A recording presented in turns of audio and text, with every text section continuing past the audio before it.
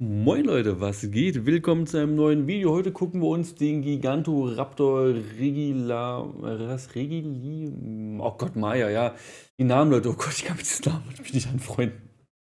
Wir gucken uns auf jeden Fall den Guten an. Der Plan dieser Videoreihe, Leute, ist, dass ich euch die oberen alle aus dieser Scotch-Öff-Abstimmung, also Abstimmung vorstelle, dass ihr euch diese genau angucken könnt, weil es wird ja jetzt so sein, dass man bis zum 21. April sie alle einreichen kann und die ersten 10 kommen nochmal in ein separates Voting und diese könnt ihr im Prinzip einen daraus entscheiden, der ins Spiel kommen soll. Und wenn ich so gesehen alle oberen aufnehme und diese Abstimmung auch gestartet, diese endgültige, dann könnt ihr euch auch die Videos hier angucken und könnt euch darüber informieren, welchen Dino ihr vielleicht am Ende halt in-game haben wollt. Und deswegen fand ich es ganz interessant. Ich habe mit Absicht gewisse Tiere nicht mit reingenommen. Zum Beispiel gibt es einen Mini-Phönix für die Schulter. In der Ausschreibung von Wildcard steht drinne, man soll Tiere einreichen, die es realistisch gegeben hat, also die prähistorisch sind. Mini-Phönix für die Schulter gab es wahrscheinlich nicht. Deswegen weiß ich gar nicht, ob die Kreatur überhaupt ins Endvoting kommen würde, weil sie vielleicht fabelmäßig ist. Deswegen habe ich die erstmal nicht vorgestellt. Und ja, ich habe mich für den Megaraptor oder der Gigantoraptor entschieden. Und ich weiß nicht, ob das ein 1:1 Maßstab sein soll, aber wenn das Ding wirklich so groß ist, what the fuck, Leute. Also, jo, ist das ein Riesen-Oschi, ey. Wir haben auch noch ein paar andere Bilder. Der wirkt ja ein bisschen kleiner, auf jeden Fall. Aber ich finde ihn eigentlich ganz hübsch. Auch wenn er sehr unterschiedliche Designs hat. Ich finde, hier wirkt er so ein bisschen mehr wie so Richtung Truthahn und hier eher nicht so. Ähm, Hier will nur wissen, wo die Farbenherleitung und den ganzen Kram ist. Und ja, Leute, mein Plan ist es, den euch jetzt vorzustellen. Danach wird es ein Video geben, der auch hier unten auftaucht. Ich werde den hier unten rein posten, das Video von mir. Wenn ihr Bock habt, das ganze Video hier zu supporten, könnt ihr einfach links neben das Video einfach auf Pfeil nach oben drücken. Und dann wird das Video auch auf der Seite hier besser gerankt, würde mich freuen. So, und das Ganze, wie gesagt, wenn ihr für den Dino abstimmen wollt, Leute, einfach hier oben auf den Haken drücken und damit stimmt ihr für die Kreatur ab. Ihr könnt aktuell bei dieser jetzigen Abstimmung auch für mehrere abstimmen. Ja? Nur bei der finalen Abstimmung geht nur einer, jetzt gehen auf jeden Fall mehrere. So, ich habe lang genug um den heißen Brei rumgequatscht. Wir gehen in den Text, Leute, und gucken erstmal, was das Teil kann, bevor wir uns die ganzen Details angucken. Weil ich finde, am wichtigsten ist, was kann das Ding? Und das haben wir hier unten im Bereich Fähigkeiten und Steuerung. So, ich muss ganz mal mir dieses Fenster wegmachen. So.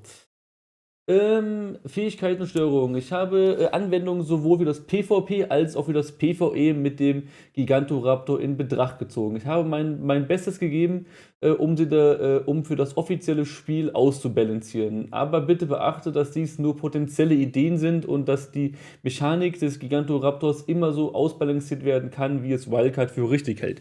Das sehen wir ja gerade auch ein bisschen bei dem Käfer. Auch optisch wurde ja ein bisschen was gemacht und so. Also es sind immer nur Ideen und mal gucken, was Wildcard umsetzt. Erstens würde er sich dem Mewing als wertvollen Kinderstube anschließen und wie eine Mischung aus Klimaanlage und S Plus Kindermädchen fungieren, indem er Eier ausbrütet, die in seiner Nähe fallen gelassen werden. Babys, die noch zu jung sind, um was Trögen zu essen, füttert dabei und hilft, also heranwachsende Dinosaurier zu prägen. Also im Prinzip wie eine Nanny, wie gesagt, bei S Plus hat er oben auch geschrieben, indem er Kuschelpausen einlegt. Okay, gut übersetzt. Natürlich benötigt es für diese Aktion die dementsprechenden Nahrungsmittel und Prägungshilfen. Wenn ein Baby zum Beispiel Prime Meat Jerky also hier als Prägung, würde es Prime Meat Jerky benötigen, um den Prägungsgrad erfolgreich zu erhöhen. Das heißt, okay, er würde im Prinzip nur unseren Aufwand, also wenn da steht, es möchte gerne Kibbel haben, dann würde er Kibbel füttern, wenn er aber Kibbel im Inventar hat. Das ist ganz wichtig. Außerdem erhalten sowohl wilde als auch gezähmte Gigantoraptoren einen Stärkungszauber, wenn sich in der Nähe von befruchteten Eiern und Babys jede Wachstumsstufe von Babys bis jugendlich alle Art aufhalten. Mutterzorn. Okay, der Waffe hat immer einen coolen Namen. Dieser Stärkungszauber erhöht die Schadenresistenz und den Schadensausstoß um 20%, erhöht die Geschwindigkeit um 10% und verringert ihren Ausdauerverbrauch um 10%. Dies wird nicht nur bei der Verteidigung von Kinderzimmern gegen feindliche Fraktionen helfen, die versuchen Babys zu töten und zu stehlen, sondern auch sie können Synergien mit dem Känguru schaffen, indem der Gigantopetus Baby-Kängurus auf das Schlachtfeld bringt. kann er seine Kampffähigkeiten erhöhen, solange sich lebende Babys in der Nähe befinden. Der Grund für diese ausgefallene Idee Synergie ist die Fortsetzung des Running Gags, wie Babykreaturen in Ark behandelt werden. Wir trampeln auf ihnen herum, um EP zu bekommen, opfern sie Dingen wie Trodons und Kachas, um sie zu zähmen und ermorden sie massenhaft, wenn sie sich nicht die gewünschte Statusmutation erhalten. Ja, genau, sie als Munition für die Spezialfähigkeiten eines riesigen Kasauer Kindermädchens auf das Schlachtfeld zu bringen, ist doch das geringste Übel.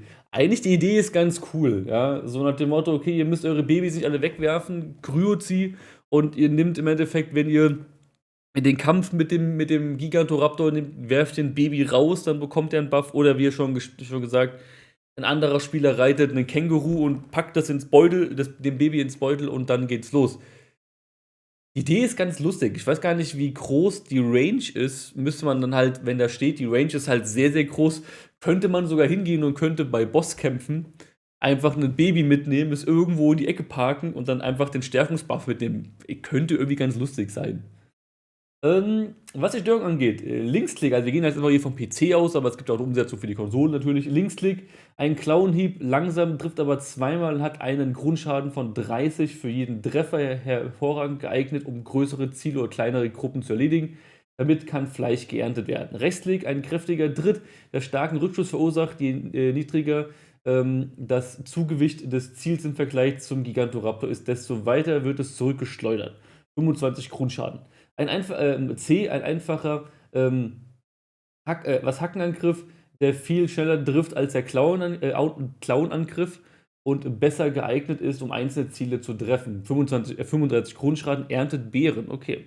Leertaste, einfacher Sprung. X, Brüllen jagen. Das Gigantoraptor fächert seine Schwanzfedern auf und stößt einen schrillen Schrei heraus. In Bezug auf die Fähigkeiten, der gezähmte Gigantoraptor kann über das Radialmenü zum Sitzen aufgefordert werden. Wenn er sich hinsetzt, wird eine Kurzanimation abgespielt, der zeigt, wie er ein Nest gräbt. Und sobald er sitzt, funktioniert er wie eine Klimaanlage und brütet Eier aus. Mit der Existenz des Eibrüters wird die Mechanik meiner Meinung nach etwas weniger benötigt.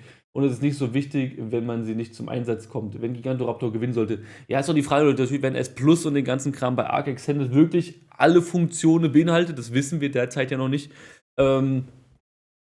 wird halt sowas fast uninteressant, weil man hat ja die Nanny. Obwohl ich sagen muss, wenn der Raptor das gleiche wie die Nanny kann, würde ich fast eher den Raptor nehmen, weil ich finde irgendwie das cooler, als einfach nur so ein Mannequin in die Welt zu setzen. Aber gut, das ist halt Geschmackssache. Der sitzende Gigantoraptor kann auch auf Babys in Reichweite, also prägen. Für die Prägung ist das notwendige, genau, das hatten wir schon mit dem Futter. Gigantoraptor sind für einzige Lebewesen, die aufmerksam genug sind, um zu bemerken, wenn ein Mewing angreift, um Babys zu stehlen. Babys, die sich in der Nähe eines Gigantoraptors befinden, sind völlig immun dagegen, von Mewings gestohlen zu werden. Was einen gewissen Gegenspiel zum Entführen von Babys weiß nicht, nutzt man diese Baby-Entführ-Taktik im PvP irgendwie?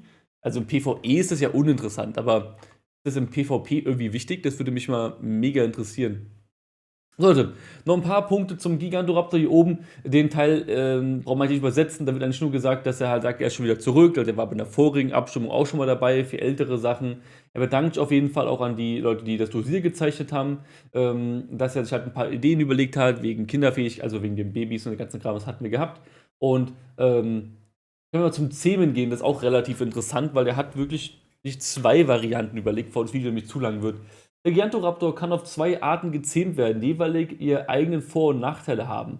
Punkt 1, meistens konventionelle Eierklau, boring, oder Nestverteidigung im OSD-Stil, also hier wie auf Extinction. So, die Nestverteidigung. Bei dieser einzigartigen Zählmethode müssen Sie dem hungrigen Elternteil, das auf dem Nest sitzt, eine Mahlzeit anbieten. Dieser Teil der Zählmethode würde wie eine herkömmliche Passivzähmung funktionieren. Die Nahrungsmittel, die Gigantoraptoren akzeptieren würden, sind in der Reihenfolge ihrer Präferenz, also Kibble, Raw Mutton, Raw Prime Meat, Crops, etc. Ich könnte mir vorstellen, dass das angesichts seiner mächtigen Fähigkeit außergewöhnliches Futter benötigt, da du als da du ein kleiner Überlebender bist. Kannst du dich dem Nest nähern, die alle vernahrten Eltern dich als, also nicht als Bedrohung ansehen, oh, weil wir zu klein sind oder was. Aber renn nicht gleich hinein. Wenn du dich dem Nest näherst, könnte das die Eltern verärgern. Geh also ruhig auf Nissenindividuum zu, um es nicht zu verschrecken. Das heißt, man würde auf die Eltern zugehen. Während du die Elterntiere passiv zähmst, tauchen jedoch lästige Raubtiere auf. Kleine Kreaturen wie Oviraptoren, Troodons und Dillos werden häufig auftauchen und versuchen, das Nest einzubrechen, um die Eier darin zu stehlen. Ähnlich wie bei der Zähmung von Megachelons müssen diese Raubtiere ausgeschaltet werden, bevor sie die Chance haben, das Nest anzugreifen. In seltenen Fällen könnten sich vergleichsweise große Raubtiere wie Raptoren, die Titanboa oder sogar Carnos auftauchen und ihr Glück versuchen. Zum Glück hilft dir die Gefährtin, der sitzende Gigantoraptors im Kampf gegen diese Kreaturen, indem sie vorübergehend mit der Verbündeten. Ja, aber ich sag mal so, ist zwar cool, aber braucht man einen Verbündeten, wenn da wirklich Dillos und so angreifen? Da kannst du ja gefühlt mit dem Schwert hingehen und kannst die platt machen. Der Schaden, den diese Raubtiere anrichten, beeinträchtigt jedoch nicht nur die Effektivität deiner Zähmung.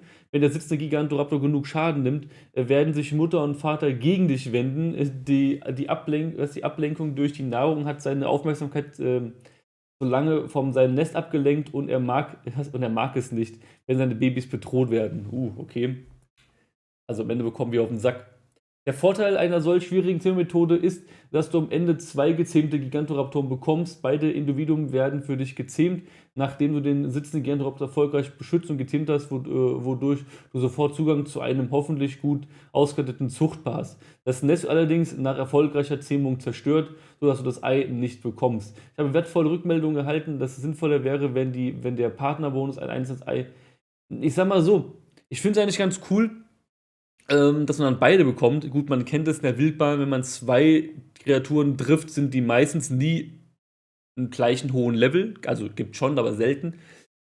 Ja, gehen wir durch. Die Eierklau-Methode. Im Gegensatz zu den meisten anderen Eierklau-Zähmungen werden Gigantoraptor-Eier nicht in der Oberwelt gefunden. Stattdessen müssen sie direkt aus dem Nest geplündert werden. Allerdings, wie beim Plündern eines Biberdamms, das zwingt den Spieler dazu, stehen zu bleiben und macht das Stehlen des Eis viel riskanter. Außerdem werden diese wütenden Elterntiere vor nicht zurückschrecken, um dich zu töten, dich tot zu sehen. Und bleibt auch danach aggressiv, wenn du, also im Endeffekt das Prinzip wie, ja, eine Mischung aus Biber und Wyvern-Ei. Ja, du musst was aufmachen, holst das Ei raus und alle greifen dich an.